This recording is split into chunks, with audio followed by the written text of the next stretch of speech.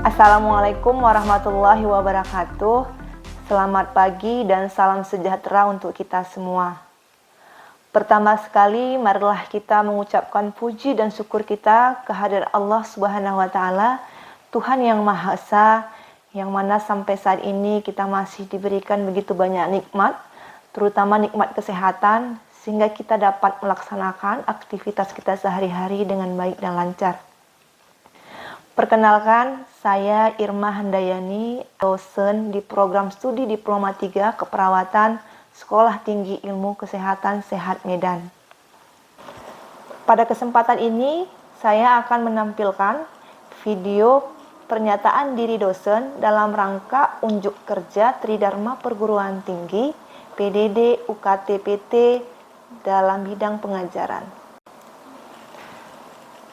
Dalam hal ini saya akan membawakan salah satu mata kuliah yang saya ampuh di Prodi Diploma 3 Keperawatan, yaitu mata kuliah Gizi dan Diet. Mata kuliah ini saya sampaikan dengan prinsip DIA. D adalah delivery. Pada aspek delivery, saya menjelaskan gambaran umum mata kuliah yang mencakup di dalamnya deskripsi mata kuliah, capaian pembelajaran mata kuliah, rujukan atau referensi dari mata kuliah ini untuk mendukung keberhasilan tujuan mata kuliah ini. Yang kedua, aspek instruction. Aspek ini saya menjelaskan bagaimana cara saya menyampaikan materi perkuliahan selama proses perkuliahan untuk mencapai tujuan pembelajaran mata kuliah ini. Pada aspek asesmen, di dalam aspek ini saya akan menjelaskan bagaimana saya mengevaluasi kompetensi dari mahasiswa setelah mengikuti perkuliahan ini. Jadi pada tahap asesmen, saya mengukur kompetensi mahasiswa sesuai dengan tujuan dari pembelajaran mata kuliah ini. Mata kuliah ini berada pada semester genap, yaitu semester 2. Mata kuliah Gizi dan Diet ini merupakan salah satu mata kuliah inti atau wajib di Prodi Diploma 3 Keperawatan. Mata kuliah ini memiliki beban SKS 2 SKS dengan 2 teori. Adapun deskripsi mata kuliah ini adalah mata kuliah ini membahas tentang esensi nutrisi, membahas tentang bahan-bahan nutrisi esensial serta fungsinya di dalam tubuh, membahas tentang metabolisme zat gizi di dalam tubuh, membahas tentang kebutuhan zat gizi pada setiap daur kehidupan, membahas tentang penilaian status gizi atau keadaan gizi pada seseorang atau pada individu. Adapun capaian pembelajaran ini adalah setelah mahasiswa mengikuti perkuliahan ini, diharapkan yang pertama, mahasiswa mampu memahami tentang esensi nutrisi serta bahan-bahan nutrisi esensial dan fungsinya di dalam tubuh. Yang kedua, mahasiswa mampu memahami tentang metabolisme zat gizi di dalam tubuh. Yang ketiga, mahasiswa mampu memahami kebutuhan nutrisi pada setiap daur kehidupan, yaitu dimulai dari fase kehamilan, menyusui, fase bayi, fase anak, fase remaja, fase dewasa, dan fase lansia.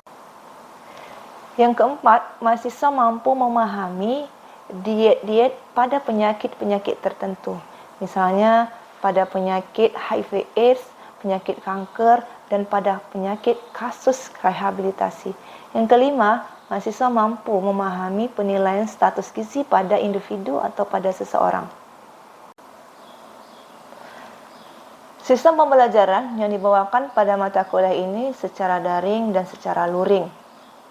Adapun metode pembelajaran pada mata kuliah ini, yang pertama adalah ceramah, di mana saya menyampaikan penjelasan materi-materi yang terkait dengan gizi dan diet. Yang kedua, mahasiswa melakukan seminar di kelas, yaitu dengan presentase Yang ketiga, dengan cara metode diskusi. Adapun metode penilaian atau mengevaluasi untuk tujuan pembelajaran ini dilakukan dengan 3 aspek. Yang pertama, aspek penugasan. Aspek penugasan ini memiliki bobot 20%, di mana terdiri dari penyelesaian tugas mahasiswa 10% dan kehadiran mahasiswa 10%. Yang kedua, dari aspek nilai ujian tengah semester sebanyak 30%. Yang ketiga, dari penilaian ujian akhir semester sebanyak 50%. Baiklah, berikut saya akan menampilkan salah satu proses pembelajaran saya secara luring di kelas. Terima kasih. Assalamualaikum warahmatullahi wabarakatuh. Waalaikumsalam warahmatullahi wabarakatuh. Selamat pagi dan salam sejahtera untuk kita semua. Pagi, Bu. Sehat? Sehat. Semangat? Semangat, Bu. Kok lemah? Semangat? Semangat, Bu. Pertama sekali, marilah kita mengucapkan puji syukur kita kehadiran Allah Subhanahu wa taala, Tuhan yang Maha Esa, karena sampai saat ini kita masih diberikan begitu banyak nikmat, terutama nikmat kesehatan, sehingga kita dapat berkumpul di ruangan yang berbahagia ini. Insya Allah akan melaksanakan perkuliahan untuk mata kuliah gizi dan diet. Dan tak lupa pula salawat berangkaikan salam kita hadiahkan kepada baginda Rasulullah Sallallahu Alaihi Wasallam. Mudah-mudahan kita termasuk umat yang mendapatkan syafaatnya. Amin ya rabbal alamin. Sudah sarapan ini? Sudah. Ya, lihat dari wajah-wajahnya makanannya tinggi protein ya pagi ini. Oke, sebelum kita masuk ke kuliah seperti biasa, kita berdoa dulu menurut kepercayaan kita masing-masing. Mudah-mudahan apa yang kita akan lakukan ke depannya ini belajar dapat dipermudah dan pelancar, sehingga harapan kita, tujuan kita dapat terlaksana. Doa dimulai.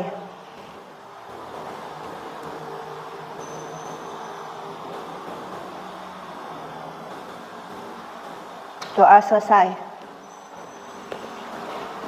Oke. Seperti minggu yang lalu sudah saya sampaikan, pertemuan hari ini kita bahas tentang pokok materinya adalah gizi pada usia dewasa. Sudah saya kirim kemarin materinya di e-learning kita, ada kan di web, kemudian ada juga di Google Classroom. Sudah dibaca? Sudah dipahami? Oke. Saya akan memaparkan materi tentang gizi pada usia dewasa. Jadi sebelum saya lanjut ke gizi pada usia dewasa, saya tanya dulu, dewasa itu apa? Usia dewasa. Nama saya Sultan Zidane. Menurut saya usia dewasa itu yaitu usia yang di atas 20 tahun, yaitu 20 tahun ke atas, 21 dan seterusnya. Oke, bagus. Hanya sedikit lagi. Jadi usia dewasa itu usia individu yang berusia 20 tahun sampai 50 tahun. Karena setelah usia dewasa ada usia lansia. Ya, jadi jika tadi tidak ada batasan umur usia dewasa, berarti nanti masuk usia lansia. Sementara ada daur kehidupan pada usia lanjut atau usia lansia. Jadi kita bahas sekarang. Sebelum kita membahas gizinya pada usia dewasa, kita harus tahu dulu karakteristiknya, karakteristik orang dewasa. Karena karakteristik ini akan mempengaruhi kebutuhan gizi pada usia dewasa. Yang pertama adalah batasan usia dewasa adalah usia 20 sampai 50 tahun. Karena setelah usia dewasa masuk usia lansia. Nanti ada lagi kebutuhan gizi pada usia lansia. Ya. Kemudian usia dewasa itu dibagi dua. Ada dewasa muda, kemudian ada dewasa tua. Yang dewasa tua itu akan masuk ke pintu usia lansia. Ya. Usia dewasa muda 20 sampai 30 tahun, kemudian usia yang dewasa tua di atas 30 tahun. Kemudian yang kedua, usianya paling produktif. Kalau usia dewasa ini kan produktif, artinya aktivitas tinggi kan, kemudian kita menghasilkan sesuatu pasti lebih tinggi. Di usia dewasa inilah artinya produktif kita. Kemudian usia paling lama dalam daur kehidupan. Maksudnya gini ya. Kemarin kan sudah saya pernah menyampaikan daur kehidupan kita dimulai daripada usia kehamilan, kemudian lahir, masuklah usia bayi dan bayi lah ya kan, bayi, kemudian setelah bayi masuk balita, kemudian balita anak, kemudian setelah anak masuklah usia remaja, kemudian setelah remaja dewasa, kemudian setelah dewasa masuk usia lansia. Di usia dewasa ini paling banyak daur kehidupan, paling lama kita menduduki usia dewasa ya. Kemudian masa pencapaian keberhasilan kerja, tadi kaitannya dengan produktivitas tadi ya, produktif usia dewasa ini. Kemudian kemapanan dalam gaya hidup, nah itu kemudian sikap dan nilai yang akan diwarisi pada anak, karena usia dewasa usia reproduksi kan, nah, reproduktif. Kemudian aktualisasi diri itu ada kompetensi diri kan pada usia dewasa. Usia dewasa mereka di usia dewasa ini banyak menampilkan kemampuan diri, karena tadi berhubungannya dengan produktivitas ya. Kemudian usia dewasa itu masa pertumbuhan berhenti. Maksudnya pertumbuhan kan ke atas ya, pertumbuhan dilihat dari tinggi badan ya kan, kemudian berat badan. Kalau perkembangan itu dari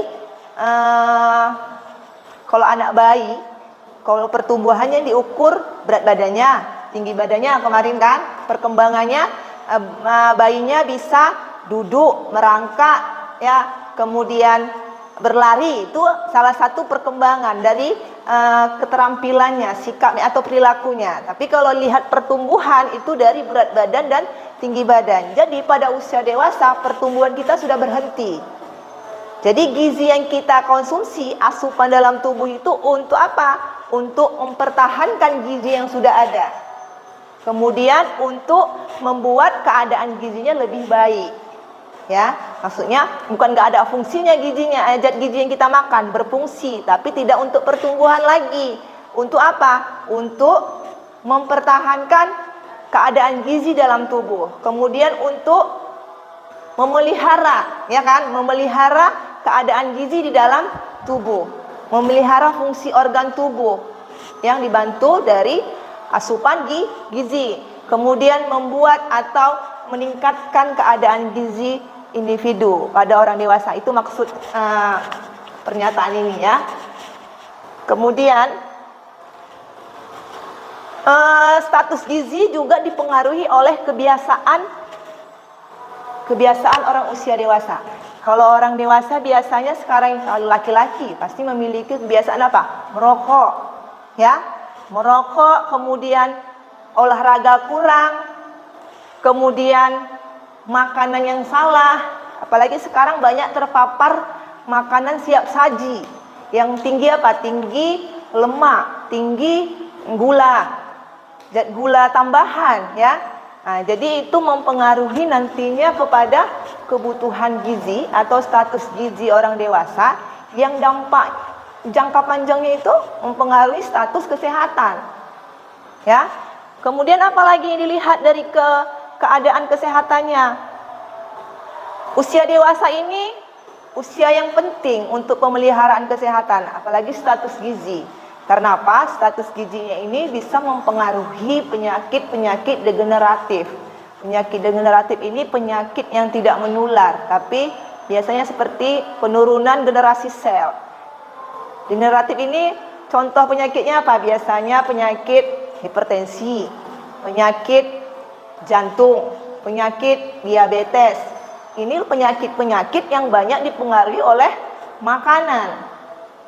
Ya, sangat berkontribusi besar ini terhadap terjadinya masalah kesehatan dilihat dari pola makan atau kebiasaan makan orang dewasa yang dikhawatirkan bisa mengakibatkan penyakit degeneratif namanya ya.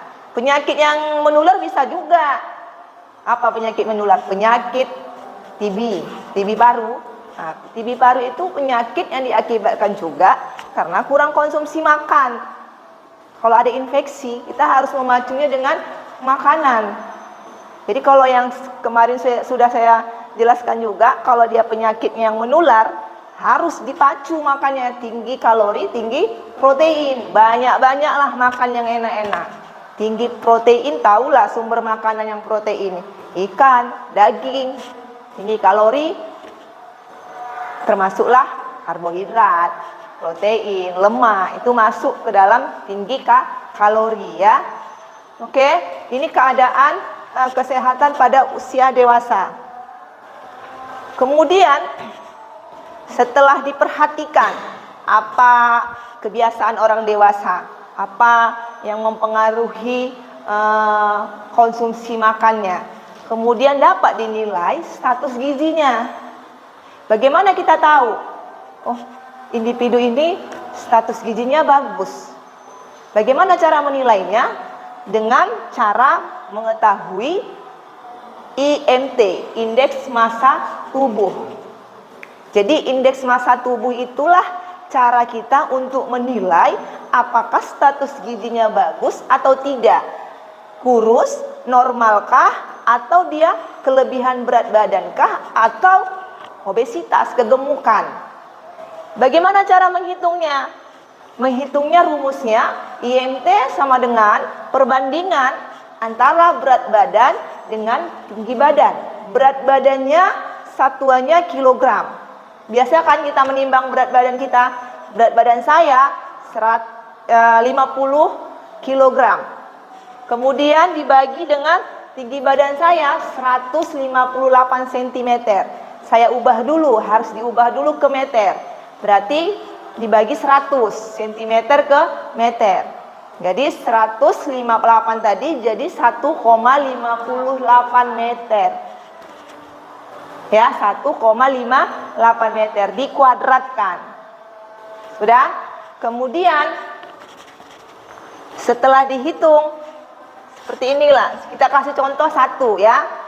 Contohnya saya nih, saya aja ya. Saya memiliki berat badan, diketahui berat badan saya ini sebenarnya ini memang berat badan saya ini 48 kilogram.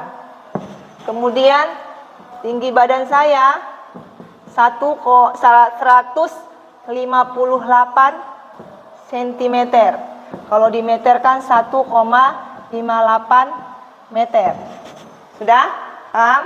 Kemudian kita masukkan ke rumus. Yang ditanya IMT, indeks massa tubuh. Rumusnya tadi IMT sama dengan berat badan dibagi tinggi badan kuadrat. Berat badan saya 48 dibagi tinggi badan 1,58 kuadrat. Sudah? 48 dibagi 1,58 kali 1,58 berapa? Bukan 1,58 kali 2 ya. 1,58 kali 1,58 berapa? Coba bantu Ibu. Berapa? 2,49. Sudah? Berarti 48 dibagi 2,49 berapa? 19,27. Hitungan IMT saya tadi. Sudah? Setelah ini diapain, Bu? Kan gitu kan? Dapatlah perhitungan rumus tadi. IMT saya 19,27. Kemudian kita lihat dari pengkategorian ini. Ya. Jika nilai IMT-nya di bawah 18,5, kategorinya kurang atau kurus.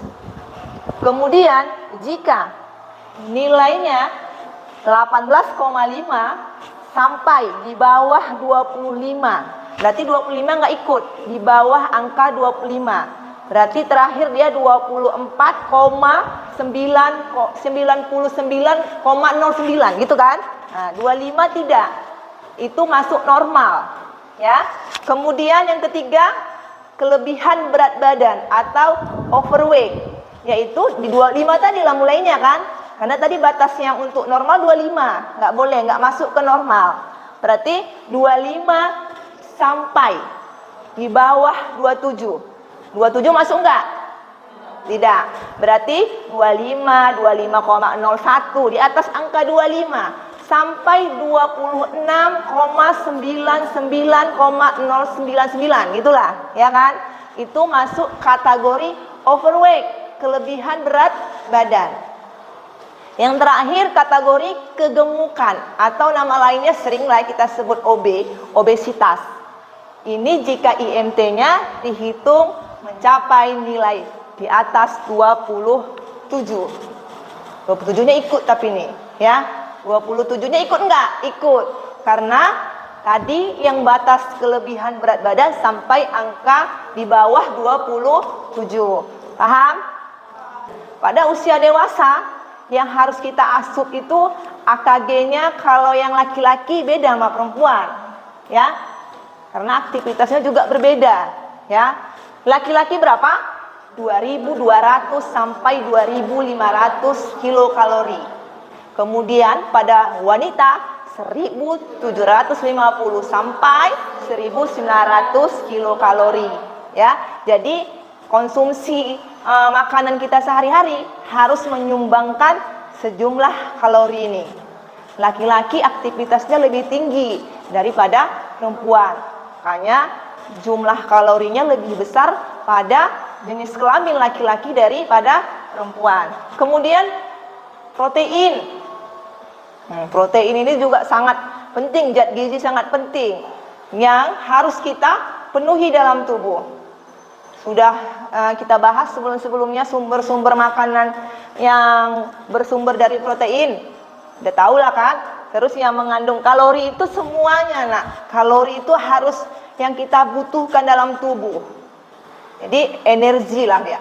Ada energi, ada protein, ada ini sumbangan kalori ini dari yang kita makan karbohidrat, yang kita makan protein, yang kita makan lemak, yang kita makan vitamin dan mineral. 5 zat gizi itu, itulah nanti dia kalori, menyumbangkan dia ke kalori.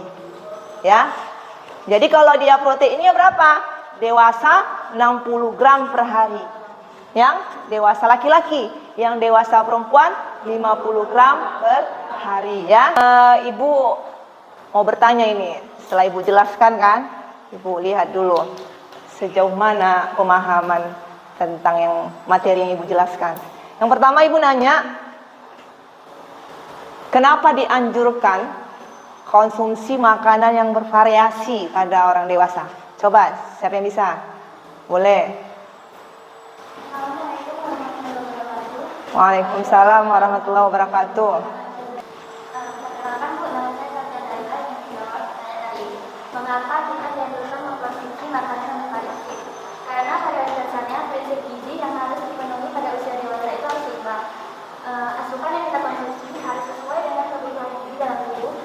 Maka dari itu tidak ada satu makanan pun yang mengandung semua zat gizi yang kita butuhkan dalam tubuh. Oke, terima kasih. Bagus jawaban dari Selfie, bahwa kenapa dianjurkan konsumsi makanan yang bervariasi. Bervariasi itu adalah bermacam-macam, karena tidak ada satupun makanan yang bisa memberikan semua zat gizi yang kita butuhkan dalam tubuh. Contoh misalnya, walaupun ada beberapa zat gizi dalam satu makanan, tapi tidak sesuai dengan asupan yang dibutuhkan gitu. Misalnya ubi tinggi karbohidrat, tapi dia rendah dengan zat gizi yang lain, rendah protein gitu contohnya. Jadi haruslah makanan yang bervariasi. Bervariasinya ya semua makanan yang bisa berkontribusi terhadap karbohidrat, protein, lemak, vitamin dan mineral, ya. Oke, sudah bagus. Oke, pertanyaan selanjutnya. Bagaimana cara menilai status gizi pada orang dewasa? Apakah status gizinya itu baik, tidak, atau berlebih, gitulah. Bagaimana cara menilai status gizinya? Assalamualaikum warahmatullahi wabarakatuh. Perkenalkan, nama saya Gia Pidana. Di sini saya akan menjawab pertanyaan dari Ibu tentang bagaimana cara mengetahui nilai IMT pada orang dewasa. Di sini cara kita mengetahui dalam menilai status gizi pada orang dewasa yaitu dengan menggunakan indeks massa tubuh atau dikenal dengan IMT. Di sini kita akan menggunakan rumus yaitu dengan perbandingan antara berat badan dan tinggi badan. Di sini kita membuat satuannya dalam berat badan yaitu kilogram dan tinggi badan dalam satuan meter. Oke. Benar? Benar? Udah benar?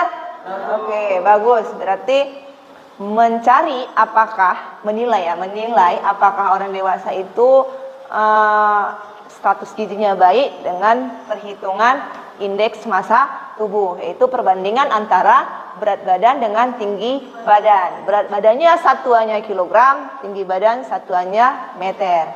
Hasil dari perhitungan kemudian kita kategorikan apakah dia kurus, kemudian apakah normal, apakah overweight, atau bahkan apakah masuk kategori obesitas.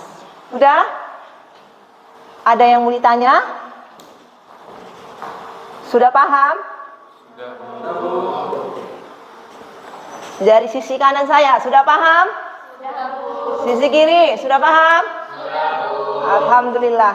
Baik, sebelum saya tutup, saya akan menyimpulkan dari materi kita hari ini bahwa hal-hal yang perlu diperhatikan pada orang dewasa, khususnya untuk gizi, karena kita membahas tentang gizi. Yang pertama, konsumsi makanan yang seimbang. Yang kedua, konsumsi makanan yang bervariasi. Yang ketiga, konsumsilah makanan sesuai dengan asupan energi.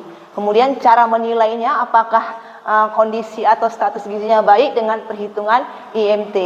Terus gizi apa yang perlu diperhatikan? Yang pertama tadi kalori, yaitu untuk laki-laki 2.200 sampai 2.500 kilokalori. Untuk yang wanita 1.750 sampai 1.900 kilokalori. Kemudian apa lagi dibutuhkan? Protein. Yang ketiga kalsium. Yang keempat zat besi. Jadi masalah gizi apa yang bisa ditimbulkan? Bisa gizi lebih, bisa gizi kurang. Gizi lebih itu adalah penyakit yang kita khawatirkan kepada penyakit degeneratif seperti penyakit jantung, penyakit DM, penyakit hipertensi, dan banyak lagi, asam urat. Nah, semuanya berhubungan dengan makanan. Kemudian kalau kurang gizi, ya selain kita susah beraktivitas, bisa terkena penyakit-penyakit yang lainnya. Mungkin itu aja yang dapat saya sampaikan. Sebelum saya tutup, saya absen dulu, ya, saya cek saja. Jasmine Tania Siva, kemudian Suniati, sampai boleh saya pinjam. Kemudian Nadia Nasmi. Oke. Terima kasih kepada adik-adik atas perhatiannya hari ini. Mohon maafkan saya jika ada yang tak berkenan, kurangan semata-mata karena saya. Kemudian kepada Allah saya mohon ampun, Tuhan Yang Maha Esa. Akhir kalam, wabillahi taufiq wal hidayah. Assalamualaikum warahmatullahi wabarakatuh.